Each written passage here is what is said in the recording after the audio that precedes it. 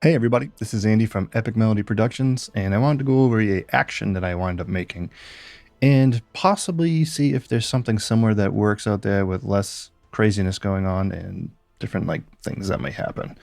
So let's just dive into it and I'll give you an idea of what I'm actually talking about.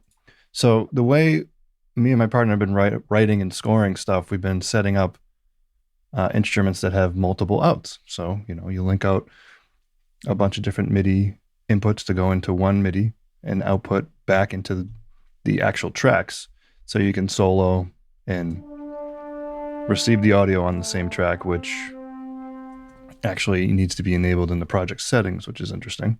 My project settings here. So inside the project settings on the advanced, you need to allow feedback routing, all that fun stuff. And say I was like, I like how this section sounds.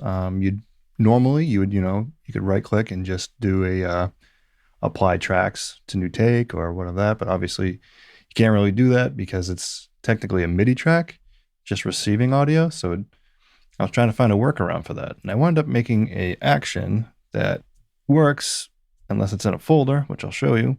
If you control, I have this set up to a shortcut where I just double click. It asks me to prompt that. I have to keep the mouse hovered over it at this exact height because it gets crazy without that way. It's just the way the action's set up. And it's the only way I wound up making it. So hit enter, renders it, boom. I have my take right there, same track merged as if I was just doing the rendering of the effect. So the action here is I made it to set time selection. So because I didn't want it to have to render the entire project or whatever. So you don't want to waste that much time. And then I have render tracks to stereo stem obeying time selection, remove unselected time selection, and then select item under mouse cursor. That's when the mouse cursor has to stay on the item for it to not get crazy. And then it's also leaving the other part selected. And then it implodes into new takes, moves items and envelopes, points down one track a bit, select to move the item to the previous track, select to move item next to the next track, remove tracks, and then toggle mute because it automatically mutes it.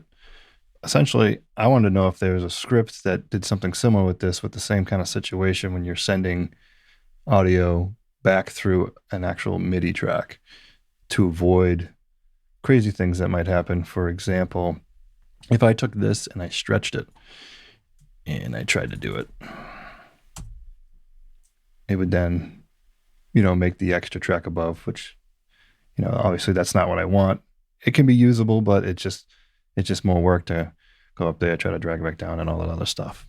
So it actually has to remain, at its standard size here. If it's any bigger, it gets crazy. Also, if I were to go, okay, and then say my mouse is right here, or you come over and you click okay, and then it winds up getting rid of the MIDI altogether and just has this stem up here. So, all right. So as far as the folder goes, I load these in as templates. We set them up as templates. It's a lot easier to load them up that way. You don't want to set them up each time. It makes sense. Most people do that. So say when you're loading it up and you have multiple of them, you really don't want to have this crazy mess. Unfortunately, you have to deal with it to do what I'm trying to do. But obviously more organized, have a folder.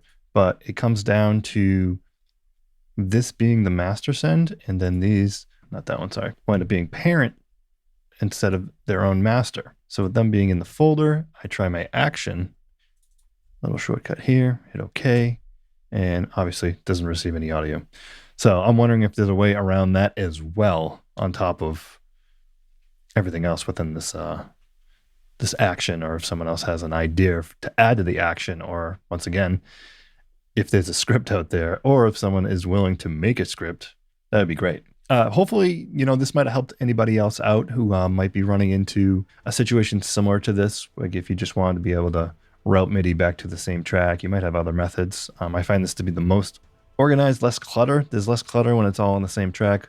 New take, applying the effect to it just in a different way. And, you can definitely use the actions that I had set up, or if you have anything better. I'm pretty much just reaching out to see if anyone's willing to make a script if one doesn't exist, or I just might be stuck with this action. But that's that. Thank you.